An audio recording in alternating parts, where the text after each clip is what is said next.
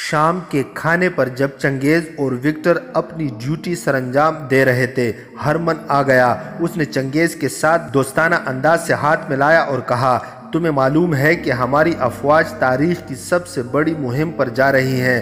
ہم تمہیں بھی ساتھ لے جا رہے ہیں، بہت دور کی سیر کرائیں گے۔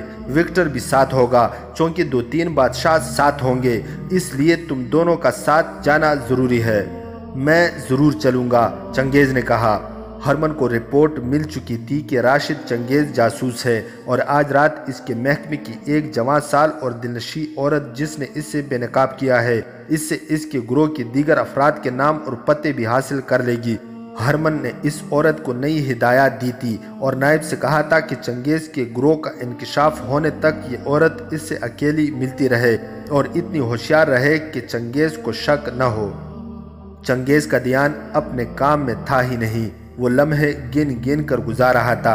اتنی بڑی کامیابی اس نے پہلے کبھی حاصل نہیں کی تھی کہ اتنا عظیم راز اسے ملا ہو اور اتنی حسین لڑکی اس پر مر مٹی ہو۔ اس رات کو تریپولی میں وہ آخری رات سمجھ رہا تھا۔ مکمل راز لے کر اس عورت کے ساتھ اسے اگلے روز تریپولی سے نکل جانا تھا۔ وہ آخر فارغ ہو گیا اور اپنے کمرے میں گیا۔ وکٹر بھی اس کے ساتھ تھا۔ اس نے کپڑے بدلے، مصنوعی داڑھی نہ لی، خنجر چوغے کے اندر چھپا لیا۔ میں تمہیں آخری بار کہہ رہا ہوں کہ اس عورت اور شراب کے نشے سے آزاد ہو کر اور دماغ کو حاضر رکھ کر بات کرنا۔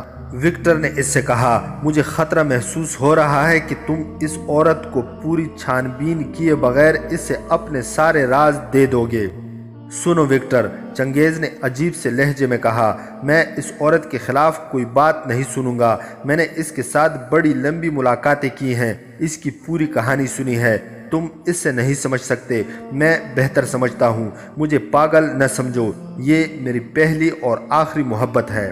وکٹر چپ رہا۔ اس نے چنگیز کے لہجے سے جان لیا تھا کہ وہ اپنے آپ میں نہیں۔ اسے یہ احساس تو تھا کہ چنگیز کی شکل و صورت اور قد بت میں اتنی کشش ہے کہ اس عورت سے کہیں زیادہ خوبصورت اور اونچے طبقے کی عورتیں بھی اس سے نظر بر کر دیکھتی ہیں، لیکن اس عورت کے متعلق اس سے وہم سا ہو چلا تھا کہ چنگیز کو دھوکہ دے رہی ہے، اور اگر وہ دھوکہ نہیں دے رہی تو چنگیز اسے اپنی اصلیت بتا کر اپنے آپ کو خطرے میں ڈال رہا ہے۔ اگر یہ عورت مسلمان جاسوس ہی ہے تو اس پر بھروسہ نہیں کیا جا سکتا، کیونکہ اسے سرکاری طور پر نہیں بھیجا گیا تھا۔ وکٹر کو اطمینان محسوس نہیں ہو رہا تھا۔ چنگیز چلا گیا۔ وکٹر گہری سوچ میں کھو گیا۔ چنگیز کے جانے کے بعد وہ سو جایا کرتا تھا، مگر اس رات اسے نیند نہیں آ رہی تھی۔ اپنے کمرے میں جا کر وہ لیٹنے کے بجائے بے چینی سے ٹہلنے لگا۔ عورت اسی جگہ چنگیز کے انتظار میں کھڑی تھی۔ اس کے قریب زمین پر شراب کی سراہی اور 2 پیالے پڑے تھے۔ اندھیرے میں چنگیز کو سائے کی طرح آتا دیکھ کر وہ دوڑ پڑی اور اس کے ساتھ لپٹ گئی، جیسے بچہ ماں کے ساتھ لپٹ جاتا ہے۔ اس نے ایسے والہانہ پن اور خود سپردگی کا مظاہرہ کیا جس نے چنگیز کی عقل پر خمار طاری کر دیا اور اس کے جذبات بیدار ہو گئے۔ اس کایا عورت نے اپنے حسن و جوانی کے وہ سارے ہتھیار استعمال کیے جن پر ہرمن کے نائب نے ہاتھ پھیر کر کہا تھا کہ تمہارے یہ ہتھیار بیکار تو نہیں ہو گئے؟ تم مجھے دھوکہ تو نہیں دے رہے؟ اس نے چنگیز سے رندی ہوئی آواز میں پوچھا۔ تمہاری محبت نے مجھے ایسا بے بس اور مجبور کر دیا ہے کہ میں نے اپنا اتنا نازک راز تمہیں دے دیا ہے۔ عورت اس کی کمر کے گرد ایک بازو لپیٹے اسے وہاں لے گئی جہاں سراہی اور پیالے رکھے تھے۔ اسے وہاں بٹھایا اور پیالوں میں شراب ڈال کر بولی، فتح کی خوشی میں ایک جام۔ چنگیز اس قدر مسرور تھا کہ اس نے فوراً پیالہ لے لیا اور پی گیا۔ عورت نے اس کے پیالے میں اور شراب ڈال دی۔ چنگیز نے وہ بھی پی لی۔ ان سے 8-10 قدم دور ایک درخت تھا۔ کوئی پیچھے سے رینگتا ہوا آیا اور اس درخت کے تنے کی اوٹ میں بیٹھ گیا۔ رات خاموش تھی۔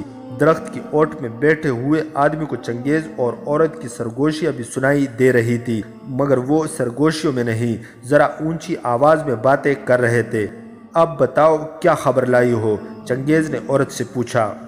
ایسی خبر لائی ہوں جو سلطان ایوبی نے کبھی خواب میں بھی نہیں سنی ہوگی۔ عورت نے کہا، میں صلیبیوں کی موت کا پروانہ لائی ہوں۔ اس نے چنگیز کو صلیبیوں کا پلان اور پیش قدمی کا راستہ بتا دیا اور یہ بھی بتایا کہ وہ کہاں حملہ کریں گے۔ اس نے صلیبی فوج کی رسد کا راستہ بھی بتایا اور یہ بھی کہ کوچ کب ہوگا۔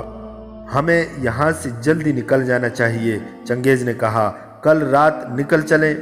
نہیں، عورت نے کہا، ہمیں جس راز کی ضرورت تھی وہ مل گیا ہے، لیکن میرے دل میں انتقام کی جو آگ بھڑک رہی ہے میں اسے سرد کر کے جاؤں گی۔ صلیبیوں نے اپنی فوج کے لیے بے انداز رسد جمع کر لی ہے، خیموں اور ہتھیاروں کا کوئی حساب نہیں۔ آتش گیر سیال کے مٹکے بھی ہیں، اناج کے انبار ہیں، یہ ذخیرہ دور دور تک پھیلا ہوا ہے، اس سے تباہ کرنا کوئی مشکل نہیں۔ پہرے کا اتنا ہی انتظام ہے کہ 7-8 سپاہی رات کو گشت کرتے ہیں۔ مجھے معلوم ہے کہ صلیبیوں نے یہ ذخیرہ 3-4 مہینوں میں جمع کیا ہے۔ اگر ہم نے اسے نظر آتش کر دیا تو ان کا حملہ 3-4 مہینوں کے لیے رک جائے گا۔ اس عرصے میں سلطان صلاح الدین ایوبی اپنی تیاریاں مکمل کر لے گا۔ تم ہرمن کو جانتے ہو، میں نے اس کے دل سے بھی راز نکال لیے ہیں۔ اس نے بتایا ہے کہ سلطان ایوبی نئی بھرتی کر رہا ہے اور اس کی پہلی فوج اپنے ہی بھائیوں کے خلاف لڑ کر اتنا جانی نقصان اٹھا چکی ہے کہ لڑنے کے قابل نہیں رہی۔ یہ بدبخت صلیبی سلطان ایوبی کی اس کمزوری سے فائدہ اٹھانا چاہتے ہیں۔ اس وقت ضرورت یہ ہے کہ صلیبیوں کا کوچ التوا میں ڈالا جائے۔ اس کا واحد ذریعہ یہ ہے کہ ان کی رسد جلا دی جائے۔ ان کے جو ہزاروں گھوڑے ہیں انہیں ہلاک کرنے کا انتظام بھی ہو سکتا ہے۔ رسد کو آگ کون لگائے گا؟ چنگیز نے پوچھا۔ یہ تمہیں معلوم ہوگا کہ یہاں تمہارے کتنے آدمی موجود ہیں، عورت نے کہا۔ ان میں چھاپہ مار بھی ہوں گے، یہ کام ان کے سپرد کیا جائے۔ یہاں تمہارے کتنے چھاپہ مار موجود ہیں؟ سلطان ایوبی نے حکم دے رکھا ہے کہ دشمن کے مقبوضہ علاقوں میں تباہ کاری نہ کی جائے، کیونکہ چھاپہ مار تو تباہ کاری کرنے کے بعد ادھر ادھر ہو جاتے ہیں، سزا بے گناہ مسلمان باشندوں کو ملتی ہے۔ چنگیز نے کہا، صلیبی ان کے گھروں میں گھس کر ان کی مستورات کو بھی پریشان کرتے ہیں، اس لیے ہم نے چھاپہ ماروں کو واپس بھیج دیا تھا۔ یہاں جاسوس ہیں، وہ تخریب کاری بھی کر سکتے ہیں، وہ یہاں کے چند ایک جوانوں کو تیار کر سکتے ہیں۔ انہیں کسی جگہ اکٹھے کرنے کا انتظام ہو سکتا ہے؟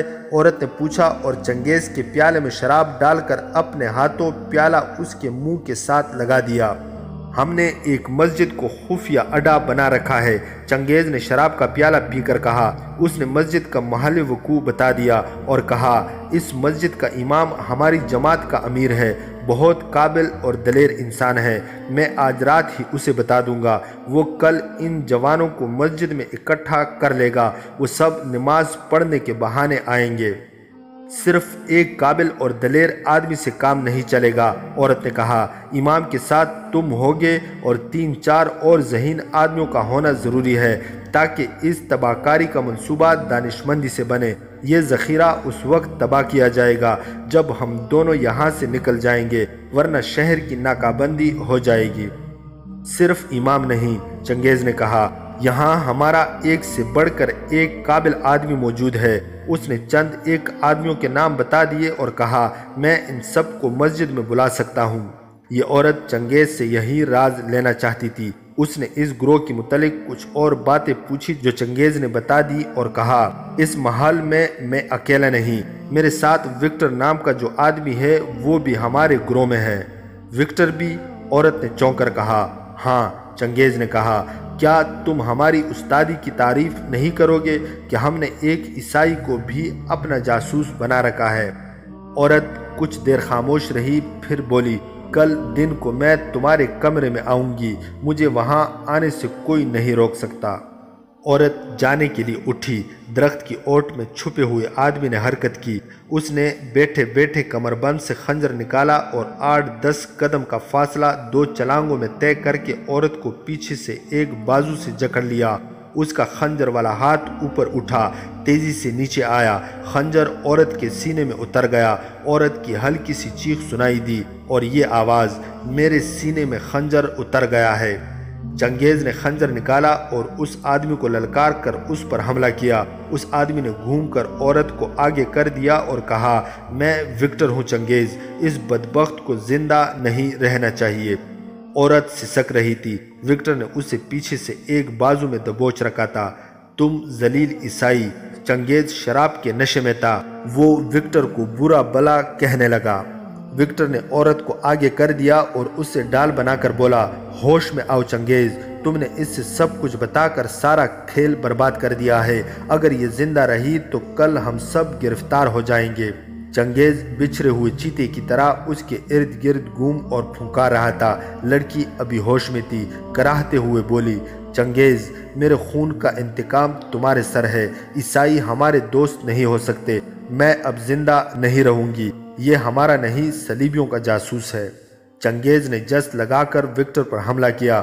وکٹر نے بار بار اسے کہا کہ وہ دھوکے میں آ گیا ہے اور اس عورت کو قتل کر کے لاش دور پھینک آئیں گے، مگر چنگیز اب جاسوس نہیں، وہ مرد بن چکا تھا جس کی محبوبہ کو ایک مرد نے پکڑ رکھا تھا اور اس کے سینے میں خنجر بھی اتار چکا تھا۔ اس نے سامنے سے عورت کو اتنی زور سے دھکا دیا کہ وکٹر پیچھے کو گرا اور عورت اس کے اوپر گری۔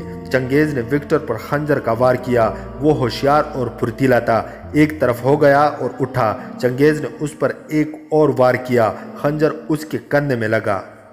وکٹر نے سنبھل کر جوابی حملہ کیا۔ چنگیز کا بھی زندہ رہنا خطرناک تھا۔ وکٹر کا خنجر چنگیز کے پیٹ میں لگا۔ چنگیز نے خنجر کھا کر وار کیا جو وکٹر کے بازو کو چیر گیا۔ اس نے چنگیز کے سینے میں خنجر مارا۔ چنگیز شراب کے نشے میں پاؤں پر کھڑا رہنے کے قابل نہیں تھا۔ وکٹر نے ایک اور وار اس کے سینے پر ہی کیا اور چنگیز گر پڑا۔ اس نے عورت کے دل پر ہاتھ رکھا۔ دل خاموش تھا، وہ مر چکی تھی۔ چنگیز بھی آخری سانس لے رہا تھا، وہ ہوش میں نہیں تھا۔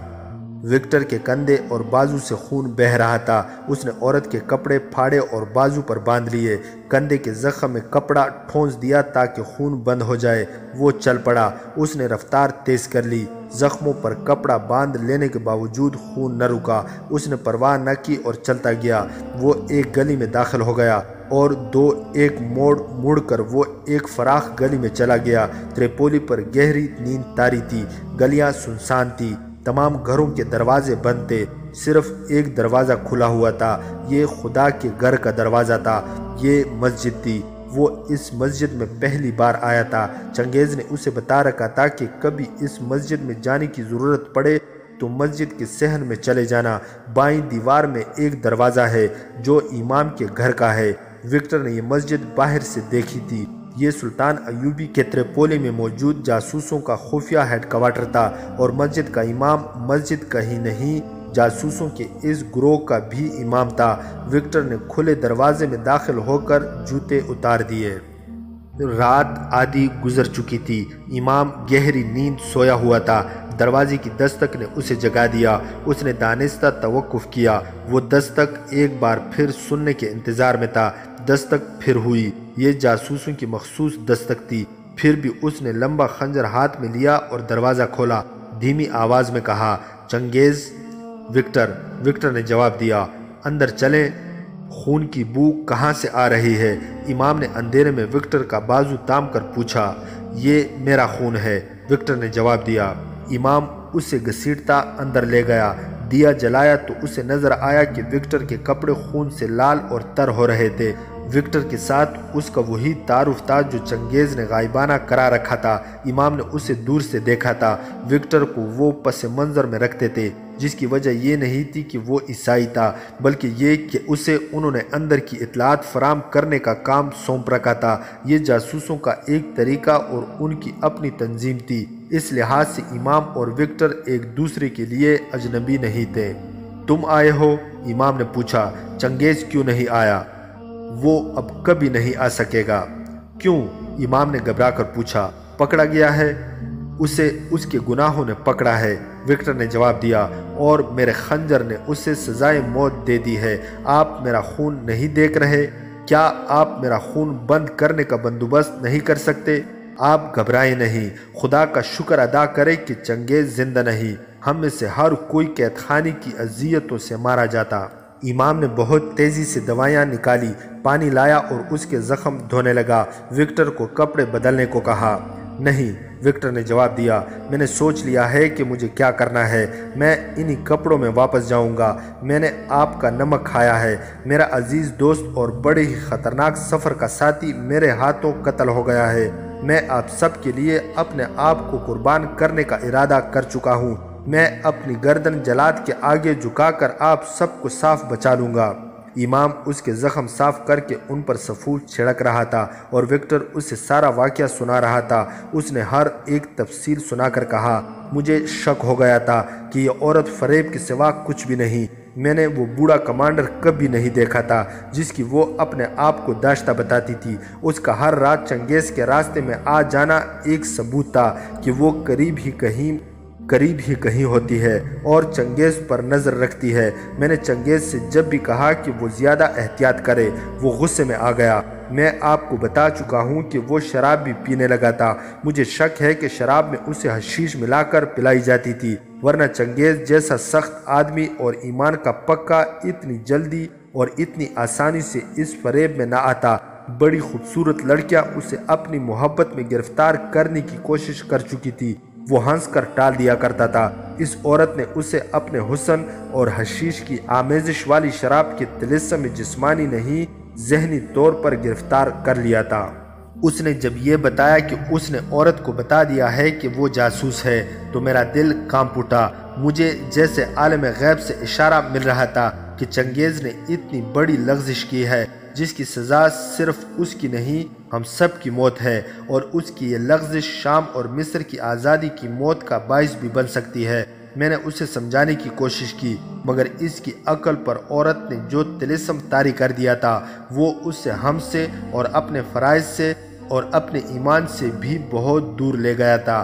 میں نے اسی وقت ارادہ کر لیا تھا کہ اب یہی ایک صورت رہ گئی ہے کہ اس عورت کو قتل کر دیا جائے، اور اگر چنگیز کا رویہ نہ بدلے تو اسے بھی ختم کر دیا جائے۔ ملک اور قوم کو خطرے سے بچانے کے لیے ایک آدمی کا قتل کوئی بڑی بات نہیں ہوتی۔ یہ تو جاسوسی کا اصول ہے کہ گروہ کے کسی آدمی پر غداری کا شک ہو یا اس کی وساطت سے راز فاش ہونے کا خطرہ ہو تو اسے ختم کر دیا جائے۔ میں نے پھر بھی اس کے قتل سے گریز کیا، مگر وہ مجھے قتل کرنے کے لیے پاگل ہو گیا تھا۔ یہ بھی تو ہو سکتا ہے کہ تم نے اسے غلط فہمی میں قتل کر دیا ہو، امام نے کہا۔ ہو سکتا ہے کہ لڑکی مسلمان ہو اور وہ سچے دل سے ہمارے لیے کام کر رہی ہو سکتا ہے، وکٹر نے کہا، لیکن میں نے ثبوت دیکھ لیا تھا۔ میں نے چنگیز کے ساتھ اس کا ذکر نہیں کیا تھا۔ میں نے اس عورت کو اس عمارت سے نکلتے اور واپس جاتے دیکھا تھا جہاں ہرمن کے شعبے کی لڑکیاں رہتی ہے۔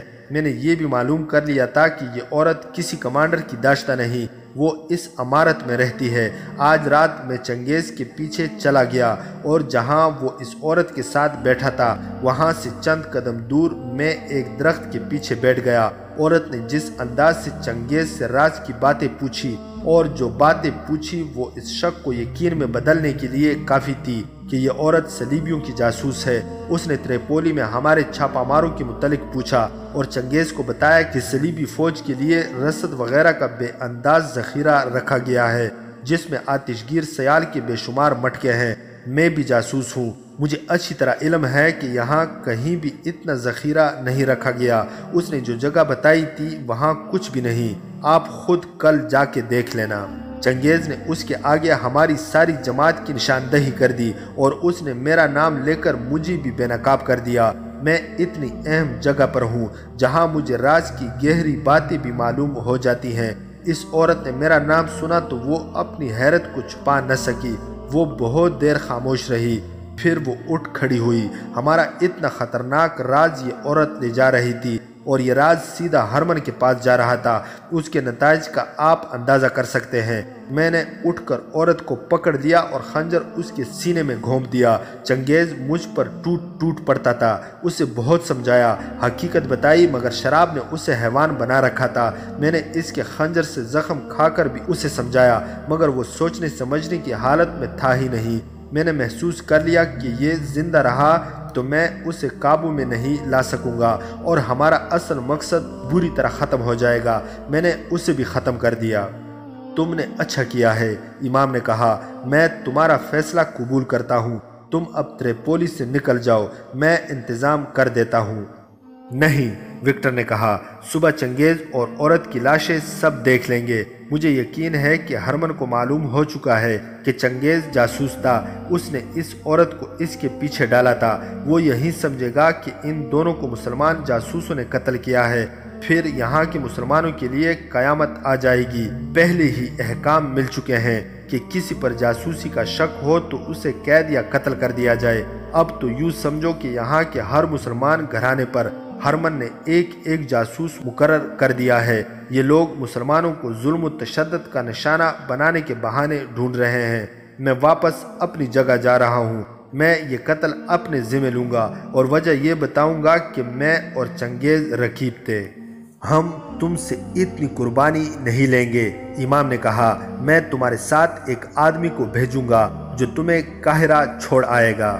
میں اپنی جان کی قربانی دینا چاہتا ہوں۔ وکٹر نے کہا، مجھے وہ وقت یاد ہے جب میرے شہر میں صلیبی فوج کے 2 افسروں نے میری بہن پر ہاتھ ڈالا تھا۔ انہوں نے اپنے سپاہیوں کو حکم دیا تھا کہ میری بہن کو اٹھا کر لے چلے۔ کوئی عیسائی میری مدد کو نہیں آیا۔ 3 مسلمان جوانوں نے ان سپاہیوں کا مقابلہ کیا تھا۔ تینوں زخمی ہو گئے تھے، لیکن انہوں نے میری بہن کو بچا لیا تھا۔ وہ تو بالائی افسر اچھا تھا جس نے میری شکایت سن لی تھی، ورنہ میری بہن بھی نہ رہتی اور تینوں مسلمانوں کو بھی قتل کرا دیا جاتا۔ اس واقعے نے مجھے مسلمانوں کا جاسوس بنایا تھا۔ میں آپ کی قوم کو اس احسان کا صلہ دینا چاہتا ہوں۔ میں اپنی جان جلاد کے حوالے کر کے تریپولی کے مسلمانوں کی جان اور عزت بچاؤں گا۔ اس نے امام کو بتایا، صلیبیوں نے فوجیں جمع کرنا شروع کر دی ہیں اور ان کا رخ حلب کی طرف ہوگا۔ وہ سب سے پہلے شام کو تہتیخ کرنے کا ارادہ رکھتے ہیں۔ ابھی یہ پتہ نہیں چلا کہ وہ کب کوچ کریں گے۔ یہ بھی معلوم نہیں ہوا کہ ان کی ساری فوج ایک ہی علاقے پر حملہ کرے گی یا آگے جا کر تقسیم ہو جائے گی اور ایک ہی وقت کئی مقامات پر حملہ کرے گی۔ سلطان ایوبی تک یہ اطلاع بہت جلدی پہنچ جانی چاہیے تاکہ وہ مصر میں نہ بیٹھا رہے۔ وکٹر کو جو کچھ معلوم ہو سکا تھا وہ اس نے امام کو بتا دیا۔ وہ اٹھا اور امام کے روکنے پر بھی نہ رکا۔ کہنے لگا، آپ بالکل مطمئن رہیں، آپ کو کوئی نہیں پکڑ سکے گا۔ اور وہ باہر نکل گیا۔ وہ شہر سے بھی نکل گیا۔ اس کے زخموں سے خون بند ہو چکا تھا۔ امام نے دونوں زخموں پر پٹیاں باندھ دی تھی۔ اس نے اس خیال سے دونوں پٹیاں اتار کر پھینک دی کہ جن کے پاس وہ جا رہا تھا وہ یہ نہ پوچھ بیٹھے کہ مرہم پٹی کس سے کرائی ہے۔ زخموں سے پھر خون رسنے لگا۔ وہ اس جگہ گیا جہاں چنگیز اور عورت کی لاشیں پڑی تھی۔ رات کے پچھلے پہر کا چاند اوپر اٹھایا تھا۔ وکٹر کو شراب کی سراہی اور پیالے پڑے نظر آئے۔ اس نے عورت کے چہرے کو غور سے دیکھا۔ موت بھی اس کے چہرے کا حسن نہیں بگاڑ سکی تھی۔ اس کے کھلے ہوئے ریشمی ملائم بال اس کے سینے پر بکھر گئے تھے۔ وکٹر نے شراب کی سراہی کو دیکھا اور زیر لب کہا، انسان نے اپنی تباہی کے کیسے کیسے ذریعے اختیار کیے ہیں۔ اس نے چنگیز کو دیکھا اور اس کے پاس بیٹھ گیا۔ چنگیز کا جسم برف کی طرح سرد ہو چکا تھا۔ وکٹر نے اس کا ہاتھ اپنے ہاتھ میں لے کر کہا، تم اچھی طرح جانتے تھے کہ عورت مرد کی کتنی بڑی کمزوری ہے اور شراب نے بادشاہوں کے تختے الٹ دیے ہیں۔ تم نے اس کمزوری کو اپنے اندر ڈال لیا۔ میں بھی آ رہا ہوں میرے دوست۔ جلاد مجھے جلد ہی تمہارے پاس پہنچا دے گا۔ ہم ایک ہی منزل کے مسافر ہیں۔ میں آ رہا ہوں دوست، میں آ رہا ہوں۔ وہ اٹھا اور بہت تیز قدم اٹھاتا ہوا اس عمارت کی طرف چل پڑا جس میں افسر رہتے تھے۔ اس کے زخموں سے خون بہہ رہا تھا۔ اس نے نیام سے خنجر نکالا۔ اس پر خون جم گیا تھا۔ اس نے اسے اپنے خون سے تر کیا اور خنجر ہاتھ میں رکھا۔ خون زیادہ نکل جانے سے وہ کمزوری محسوس کرنے لگا تھا۔ اس نے ایک دروازے پر دستک دی۔ اسے معلوم تھا کہ جس کے پاس اسے جانا ہے اس کی رہائش یہی ہے۔ کچھ دیر بعد ایک ملازم نے دروازہ کھولا۔ وکٹر نے افسر کا نام لے کر کہا کہ اسے جگاؤ اور بتاؤ کہ ایک قاتل آیا ہے۔ ملازم اندر کو دوڑا۔ اندر سے گالیوں کی آوازیں سنائی دینے لگی۔ افسر گالیاں بکتا آیا۔ دروازے پر آ کر قہر بری آواز میں پوچھا، کون ہو تم؟ کس سے قتل کر کے آئے ہو؟ ملازم قندیل اٹھائے دوڑ آیا۔ افسر نے روشنی میں وکٹر کو دیکھ کر پوچھا، تم کس سے لڑائی ہو گئی تھی؟ میں 2 انسانوں کے قتل کا اقبال کر آیا ہوں۔ وکٹر نے کہا، مجھے گرفتار کر لیں۔ افسر نے اس کے منہ پر بڑی زور سے تھپڑ مار کر کہا، قتل کا تمہیں یہی وقت ملا تھا؟ دن کو کیوں قتل نہ کیا؟ میں تمہارے باپ کا نوکر ہوں جو اس وقت تمہیں گرفتار کروں گا؟ اتنی گہری نیند سے مجھے جگایا ہے۔ اس نے اپنے ملازم سے کہا، اوئے لے جاؤ اسے قید خانے میں بند کر دو۔ ملازم وکٹر کو بازو سے پکڑ کر چل پڑا تو افسر نے گرج کر کہا، اوئے رک جاؤ جنگلی کہیں کے، تم نے یہ بھی نہیں سوچا کہ یہ راستے میں تمہیں بھی قتل کر دے گا؟ اندر لاؤ اس سے۔ اس نے کیا کیا ہے؟ میں نے ایک آدمی اور ایک عورت کا قتل کیا ہے جناب، وکٹر بلند آواز سے بولا۔ قتل کیا ہے؟ افسر نے حیرت اور گھبراہٹ سے پوچھا۔ اگر مسلمان قتل کیا ہے تو جاؤ اپنی مرہم پٹی کراؤ۔ تم اسے قتل نہ کرتے تو وہ تمہیں قتل کر دیتا۔ اگر کسی صلیبی کو قتل کیا ہے تو تمہیں بھی قتل ہونا چاہیے۔ اندر آ کر بتاؤ۔ آپ نے میرے ساتھ ایک بڑا ہی خوبرو آدمی دیکھا ہوگا، وکٹر نے اندر جا کر کہا۔ اس نے چنگیز کا وہ عیسائی نام بتایا جس سے وہ جانا پہچانا جاتا تھا۔ کہنے لگا، میری دوستی ایک عورت کے ساتھ تھی۔ میرے اس ساتھی نے اس عورت کو ورغلایا اور میرے اور اس کے تعلقات توڑ ڈالے۔ اس عورت کے ساتھ دوستی کر لی اور اس سے میری بے عزتی کرائی۔ میں اس عورت کی دوستی سے دستبردار نہیں ہونا چاہتا تھا۔ ان دونوں نے مجھے بہت مشتعل کیا۔ میں نے آج رات انہیں اکٹھے بیٹھے دیکھ لیا۔ میں دراصل انہیں دیکھنے ہی گیا تھا۔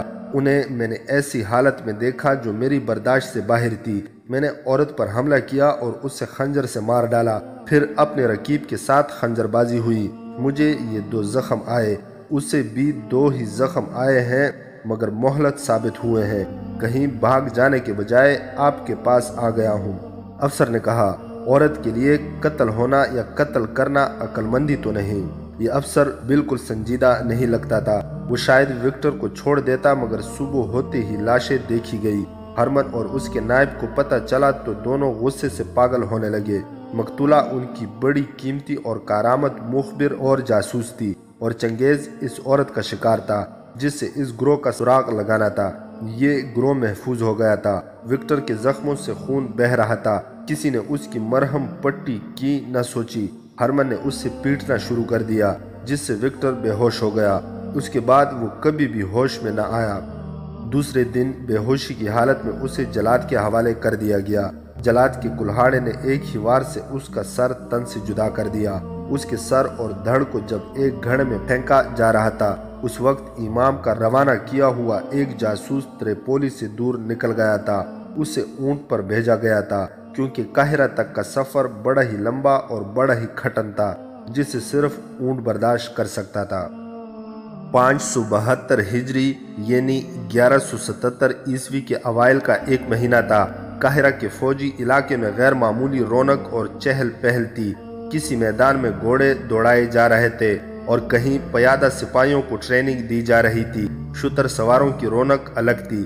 قاہرہ سے دور پہاڑی علاقے میں منظر ایسا تھا جیسے جنگ لڑی جا رہی ہو۔ یہ سلطان ایوبی کی فوج کی جنگی مشقیں تھی۔ ایک وادی میں آتش گیر مادہ پھینک کر آگ لگائی گئی تھی جو 20-25 گز تک پھیلی ہوئی تھی۔ سوار گھوڑے دوڑاتے ان شعلوں میں سے گزر رہے تھے۔ ایک جنگی مشق دور ریگستان میں ہو رہی تھی۔ کسی سپاہی کو پانی اپنے ساتھ رکھنے کی اجازت نہیں تھی۔ یہ بڑی ہی سخت ٹریننگ تھی جو نئے رنگروٹروں کو دی جا رہی تھی۔ بھرتی ابھی جاری تھی۔ فوج کے تمام سالار اور دیگر افسران اس ٹریننگ میں مصروف تھے۔ سلطان ایوبی سلطنت کے دوسرے مسائل اور امور کی طرف رات کو توجہ دیتا تھا۔ اس کا دن ٹریننگ کی نگرانی کرتے اور سالاروں کو ہدایات دیتے گزرتا تھا۔ اس نے سب سے کہہ دیا تھا کہ اگر صلیبیوں نے شام پر فوج کشی نہ کی تو اس کا مطلب یہ ہوگا کہ انہوں نے لڑائی سے توبہ کر لی ہے یا ان کی عقل جواب دے گئی ہے، مگر ان دونوں میں سے ایک بھی بات صحیح نہیں، وہ ضرور آئیں گے۔ اس وقت تک کسی نہ کسی مقبوضہ علاقے سے اپنے کسی آدمی کو آ جانا چاہیے تھا۔ سلطان ایوبی نے اپنے پاس کھڑے ایک سالار سے کہا۔ وہ ایک چٹان پر کھڑا جنگی مشق دیکھ رہا تھا۔ اس نے کہا، صلیبی آئیں گے ضرور۔ یہ مجھے کوئی جاسوس ہی بتا سکتا ہے کہ وہ کدھر سے آئیں گے، کہاں آئیں گے اور ان کی نفری کتنی ہوگی۔ وہ چٹان سے اتر کر کسی اور طرف جانے لگا تو اسے دور سے گرد اڑتی نظر آئی جو 1 یا 2 گھوڑوں کی تھی۔ سلطان رک گیا۔ گرد قریب آئی تو اس میں سے 2 گھوڑے برآمد ہوئے۔ ایک پر علی بن سفیان سوار تھا اور دوسرے کو سلطان پہچان نہ سکا۔ وہ تریپولی سے امام کا بھیجا ہوا جاسوس تھا۔ جو وہاں سے اونٹ پر روانہ ہوا تھا، بہت دنوں بعد قاہرہ پہنچا تھا۔ علی بن سفیان نے اس سے رپورٹ لی اور اس سے گھوڑے دے کر ساتھ لے آیا تاکہ رپورٹ سلطان ایوبی کو فوراً دی جائے۔ جاسوس نے سلطان ایوبی کو بتایا صلیبی ایک برق رفتار اور طوفانی حملے کے لیے تیاریاں کر رہے ہیں۔ فوجوں کا اجتماع شروع ہو گیا ہے۔ سب سے زیادہ فوج ہونین کے شاہ رینالڈ کی ہے۔ وہ اس طوفانی یلغار کی قیادت کرنا چاہتا ہے۔ وہی رینالڈ جسے نور الدین زنگی نے گرفتار کر کے قید میں ڈال دیا تھا، سلطان ایوبی نے کہا۔ اس سے وہ اپنی شرائط پر رہا کرنا چاہتے تھے، مگر زنگی کی بے وقت موت رینالڈ کی رہائی کا باعث بنی۔ اقتدار اور زر و جواہرات کے لالچی عمران نے نور الدین زنگی کے کم سن بیٹے کو کٹ پتلی بنایا اور رینالڈ کو رہا کر دیا۔ آج وہ رینالڈ اسلام کا خاتمہ کرنے آ رہا ہے۔ ہاں، تم آگے سناؤ۔ انہیں یلغار کرنی چاہیے تھی، اور کون ہوگا؟ تریپولی کا ریمانڈ ہوگا۔ زیادہ تر افواج کا اجتماع وہیں ہو رہا ہے اور حملے کی تفصیلات وہیں طے ہو رہی ہیں۔ تیسرا بالڈوین ہوگا، اس کی فوج بھی کم نہیں۔ یہ معلوم نہیں کیا جا سکتا کہ صلیبی فوج کب کوچ کرے گی۔ حملہ شام پر ہوگا۔ حلب، ہرن اور حماد کے نام سنے گئے ہیں۔ کوچ جلدی ہوگا۔ علی بن سفیان، سلطان ایوبی نے کہا، مجھے تریپولی سے آخری اطلاعات کا انتظار رہے گا۔ ان اطلاعات کا انتظار نہ کرے جن کی آپ توقع لگائے بیٹھے ہیں۔ علی بن سفیان کے بجائے جاسوس نے جواب دیا، صلیبیوں کے عسکری ایوان میں ہمارے آدمی تھے، دونوں مارے گئے ہیں۔ اس نے راشد، چنگیز اور وکٹر کا واقعہ سنا دیا۔ سلطان ایوبی کی آنکھیں لال ہو گئی۔ جاسوس نے کہا، رینالڈ نے دعویٰ کیا ہے کہ فوج میں 250 نائٹ ہوں گے۔ اپنے ان دونوں جاسوسوں نے مرنے سے پہلے امام کو بتایا تھا کہ صلیبی آپ کو چھاپا مار اور شپون مارنے کا طریقہ استعمال کرنے کی مہلت نہیں دیں گے۔ انہوں نے کچھ ایسی چالیں سوچ لی ہیں جن سے وہ آپ کو مجبور کر دیں گے کہ آپ پوری فوج کو سامنے لا کر لڑیں۔ انہیں آپ کی اس کمزوری کا علم ہے کہ آپ کے پاس فوج کی کمی ہے۔ اس کے پیش نظر وہ بہت زیادہ فوج لا رہے ہیں تاکہ آپ گھوم پھر کر نہ لڑ سکیں۔ جاسوس کی یہ اطلاع ملنے کے بعد سلطان ایوبی باہر کم نظر آنے لگا۔ وہ کمرے میں بند رہنے لگا، کاغذ پر ممکنہ میدان جنگ کا نقشہ بنا کر اس پر پیش قدمی اور دیگر چالوں کی لکیریں کھینچتا رہتا۔ کبھی اچانک اپنے سالاروں کو بلا کر ان کے ساتھ بحث میں الجھ جاتا اور انہیں موقع دیتا کہ وہ بھی رائے دیں اور چالیں سوچیں۔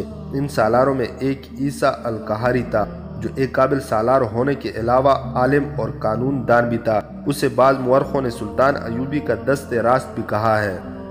ایک روز سلطان ایوبی نے خلاف توقع کوچ کا حکم دے دیا۔ اس نے فوج کا خاصا حصہ سوڈان کی سرحد کے ساتھ خیمہ زن کر دیا کیونکہ ادھر سے بھی حملے کا خطرہ تھا۔ اس کے لیے سب سے بڑی مصیبت یہی تھی کہ وہ پیش قدمی کرتا تھا تو اس کے عقب میں بھی دشمن ہوتا تھا۔ صلیبیوں کے لیے وہ مصر کی ساری فوج نہیں لے جا سکتا تھا۔ اس نے کوچ کیا تو مورخوں کے اعداد و شمار کے مطابق اس کے پاس جو فوج تھی وہ 1000 پیادہ تھی۔ یہ سب مملوک تھے۔ مملوک آزاد کیے ہوئے غلاموں کو کہا جاتا تھا۔ یہ لڑاکے اور جنگجو تھے۔ ان کے علاوہ 8000 گھڑ سوار تھے جن میں مصری بھی تھے اور وہ سوڈانی بھی، جنہیں 1169 میں سلطان ایوبی نے بغاوت کے جرم میں فوج سے نکال کر انہیں زرخیز زمینوں پر آباد کر دیا تھا۔ اب وہ مصر کے وفادار تھے، ان پر اعتماد کیا جا سکتا تھا، مگر یہ 1000 مملوک اور 8000 سوار نئے فوج میں بھرتی ہوئے تھے۔ انہوں نے ابھی جنگ دیکھی ہی نہیں تھی، ان کی ٹریننگ بمشکل مکمل ہوئی تھی۔ سلطان ایوبی اپنی فوج اپنے بھائی العادل کی زیر کمان حلب کے مضافات میں چھوڑ آیا تھا۔ اسے کسی طرح اندازہ ہو گیا تھا کہ صلیبی اتنی جلدی شام تک نہیں پہنچ سکیں گے۔ اس نے کوچ بہت تیز کرایا اور حلب جا پہنچا۔ وہاں اسے پتہ چلا کہ صلیبیوں نے ہرن کے قلعے کو محاصرے میں لے رکھا ہے۔ آپ نے ہرن کا مکمل ذکر پچھلی کہانیوں میں سنا ہے۔ سلطان ایوبی نے محاصرہ کرنے والی صلیبی فوج کو محاصرے میں لے لیا۔ اس کی یہ چال ایسی اچانک تھی کہ صلیبی جم کر نہ لڑ سکے۔ سلطان ایوبی نے بہت سے قیدی پکڑے اور صلیبیوں کو بہت نقصان پہنچایا۔ اس نے پیش قدمی جاری رکھی اور 2 اہم مقامات لڈیا اور رملہ پر قبضہ کر لیا۔ یہ فتوحات قدر آسان تھی۔ مصر سے آئے ہوئے نئے سپاہیوں کے حوصلے بڑھ گئے۔ وہ سمجھے کہ جنگ اسی طرح ہوتی ہے جس میں فتح ہماری ہی ہوتی ہے۔ اس سے نئے سپاہی غیر محتاط ہو گئے۔ صلیبیوں نے غالباً دانستہ پسپا ہو کر سلطان ایوبی کو دھوکہ دے دیا تھا۔ انہوں نے تھوڑی سی فوج کی نمائش کی تھی یہ فرنگی یعنی فرینکس تھے۔ رینالڈ اور بالڈوین کی فوجیں اب بھی سامنے نہیں آئی تھی، وہ اسی علاقے میں موجود تھے۔ اب صلیبیوں نے ایسے سخت اقدامات کیے تھے کہ سلطان ایوبی کے جاسوس دشمن کے علاقے سے نکل ہی نہ سکے۔ تریپولی کے جاسوسوں کے بعد ادھر سے کوئی آ ہی نہیں سکا۔ رملہ کے قریب ایک ندی تھی جس کا پانی تو گہرا نہیں تھا، ندی گہرائی میں تھی اور چوڑی بھی۔ عیسیٰ القہاری نے رملہ کو فتح کر کے اپنے دستوں کو رملہ کے ارد گرد پھیلا دیا۔ اچانک ندی کے کنارے کی اوٹ میں صلیبیوں کی فوج یوں نکلی جیسے سیلاب کناروں سے باہر آ گیا ہو۔ یہ فوج جانے کب سے وہاں چھپی بیٹھی تھی۔ عیسیٰ القہاری کے دستے بے خبری میں مارے گئے، وہ بکھرے ہوئے بھی تھے، مقابلہ نہ کر سکے۔ تریپولی کی جاسوس کی یہ اطلاع صحیح ثابت ہوئی کہ صلیبی ایسی چالیں چلیں گے جن سے سلطان ایوبی اپنے مخصوص طریقہ جنگ سے لڑنے کے قابل نہیں رہے گا۔ اس وقت کے ایک وقائع نگار ابن اسیر نے لکھا ہے، فرنگی اس طرح ندی سے نکلے جیسے انسانوں اور گھوڑوں کا سیلاب کناروں سے باہر آ کر آبادیوں کو اپنے ساتھ بہائے لے جا رہا ہو۔ سلطان ایوبی کی فوج بے خبری میں مکمل گھیرے میں آ گئی۔ مشہور مورخ جیمز نے لکھا ہے، شاہ بالڈوین صلاح الدین ایوبی سے پہلے اپنی فوج رملہ کے مضافات میں لے آیا تھا۔ صلاح الدین ایوبی کی فوج نے رملہ کا شہر فتح کر لیا اور اس کے ہراول کے ایک سالار ایولن نے شہر کو آگ لگا دی تھی۔ صلیبیوں یعنی فرنگیوں کی گھات کامیاب رہی۔ ایوبی گھیرے میں آ گیا، اس کے دستے بکھر گئے۔ اس نے کئی دستے یکجا کر لیے اور اپنی خصوصی چال کے مطابق جوابی حملہ کیا، مگر میدان صلیبیوں کے ہاتھ میں تھا۔ صلاح الدین ایوبی کا حملہ نہ صرف ناکام رہا بلکہ اس کے لیے پسپائی بھی ناممکن ہو گئی۔ نئے رنگروڑ جو چند ایک مقامات آسانی سے فتح کر کے یہ سمجھ بیٹھے تھے کہ انہیں کوئی شکست دے ہی نہیں سکتا، وہ ایسے بھاگے کہ انہوں نے مصر کا رخ کر لیا۔ بھاگنے والوں میں ان کی تعداد زیادہ تھی جنہیں بعض غیر محتاط فوجی افسروں نے مال غنیمت کا لالچ دے کر بھرتی کیا تھا۔ سب سے بڑی وجہ یہ تھی کہ یہ سب ناتجربہ کار تھے۔ سلطان ایوبی اس کیفیت میں رہ گیا تھا کہ وہ ایک اونٹ پر سوار ہو کر میدان کارزار سے نکلا اور اپنی جان بچائی۔ قاضی بہاؤالدین شداد جو اس جنگ کا عینی شاہد ہے، اپنی یادداشتوں میں لکھتا ہے، سلطان ایوبی نے مجھے اس شکست کی وجہ ان الفاظ میں بتائی تھی، صلیبیوں نے میری چال چل کر میری فوج کو اس وقت جنگ میں گھسیٹ لیا جب میں اسے جنگی ترتیب میں نہیں لا سکا تھا۔ دوسری وجہ یہ ہوئی کہ میری فوج کے پہلوؤں پر جو دستے تھے وہ جگہ آپس میں بدل رہے تھے۔ یہ بہت بڑی نقل و حرکت تھی۔ صلیبیوں نے اس کیفیت میں حملہ کر دیا۔ ان کا حملہ اتنا شدید اور اچانک تھا کہ میرے نئے سپاہی اور سوار گھبرا کر پیچھے کو بھاگ اٹھے اور انہوں نے مصر کا رخ کر لیا۔ وہ راستے سے بھٹک گئے اور دور دور تک بکھر گئے۔ ایوبی نے اپنی فوج کو مروانے کے بجائے حکم دے دیا کہ اپنے اپنے طور پر میدان جنگ سے نکلو اور قاہرہ پہنچنے کی کوشش کرو۔ سلطان ایوبی نے صلیبیوں کو 60,000 دینار زر فدیہ ادا کر کے عیسیٰ القہاری کو رہا کرا لیا۔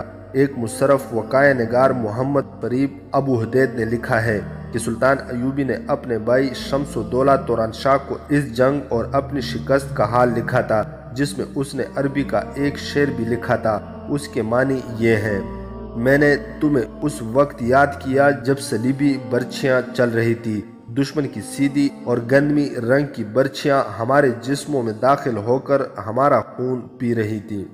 یہ معرکہ جمادی الاول 573 ہجری یعنی اکتوبر 1177 میں لڑا گیا تھا۔ سلطان ایوبی اس حالت میں قاہرہ پہنچا کہ اس کا سر جھکا ہوا تھا، اس کے ساتھ کوئی فوج نہیں تھی، اس کا محافظ دستہ بھی ساتھ نہیں تھا۔ اس نے قاہرہ پہنچتے ہی مزید بھرتی کا حکم دیا۔ شام کے محاذ پر وہ اپنے بھائی العادل اور بڑے قابل سالاروں کو حماد کے علاقے میں چھوڑ آیا تھا۔